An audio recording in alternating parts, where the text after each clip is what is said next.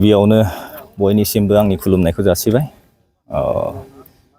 दिनै जोंनियाव बिथांमोना जेसेबांखिनि जेरै जोंनाव दं दा आसाम फुटबल एसोसिएशननि secretary mister doctor Sambon sir, बिथाङा बड'लेण्डनिबो बड'लेण्ड एफसिखौबो हेफाजाब होगासिनो दङ। तो बिथांमोना दिनै साइ स्टेडियामाव दुरान्ड कापनि थाखाय ट्रायल लाबोदों। बे जोबोर मोजांनि खोथा। मानो होनबा बेफोरबायदिखौ आंबो लुबैयो।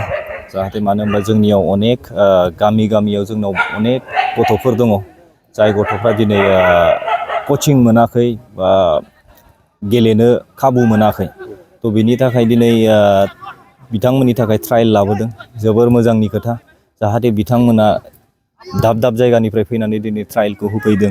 बिथांमोना गावसिनि रोंगौथिखौ गावसिनि हानायखिनि जेसेबांखिनि गावनि सिङावहाय जेसेबांखिनि रोंगौथि स्किल दङ, बिथांमोना बेखौ दिनै बे फोथाराव देखायनानै सेलेक्सनखौ जानो हागोन। बिथांमोना जेसेबांखिनि खस्थ' खालामगोन, लाइफआव खस्थ' खालामाबा जेबो गैया। जाहाथे बिथांमोना जेरै गामियाव गेलेबाय दं, दा दिनै ट्रायलखौ खाबु मोनदों जे बिथांमोना ट्रायल होनो थाखाय।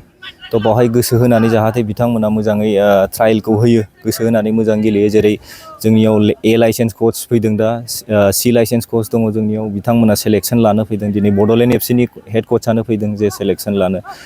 बिथांमोननि थाखाय जोबोद मोजां। जाहाथे बिथांमोना बावल' नङा, आरो इयुनावबो दाब जायगायाव थांनानै बिथांमोना जुदि ट्रायलखौ होयो, आं बेखौ लुबैयो। जाहाथे जोंनियाव माने जोंनि जायगायाव गेलेगिरियाबो अनेक खमनिफ्राय खम जालांगासिनो दङ। आं लुबैयो जोंनियाव बिथांमोना दाब जायगायाव थांनानैबो सेलेक्सनखौ हैथों। बानाय गैया, गिनाय गैया।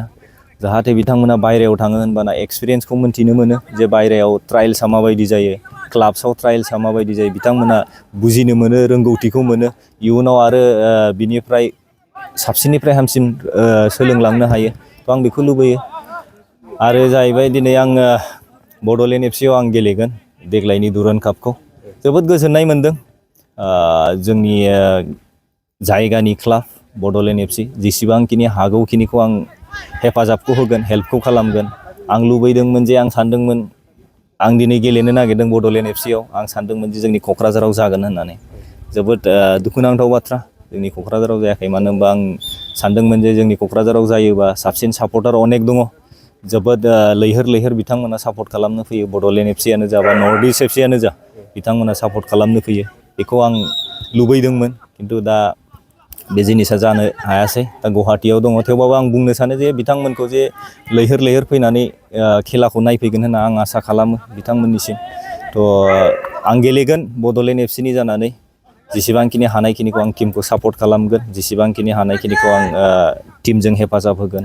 जेसेबांखिनि टिम मेनेजमेन्ट दं, कचिं स्टाफ दं, प्लेयार्स दं, जेसेबांखिनि आंनि रोंगौथिखौ आं बयजोंबो शेयार खालामनो सेस्था खालामगोन। Thank you. माबायदि जागोन बायदि बेबायदियाव बड'लेण्ड एफसि टिमा?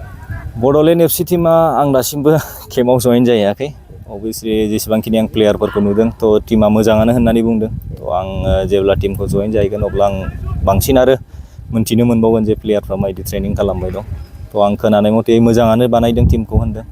तो आं सानो जे जोंनि बड'लेण्ड एफसिया मोजाङै मोजां गेलेनानै ग्रुपआव क्वालिफाइ जानानै जाहाथे जों फाइनालसिम आवगायलांनो हायो, बेखौ आं आसा खालामो प्लेयार्सफोरनिफ्रायबो।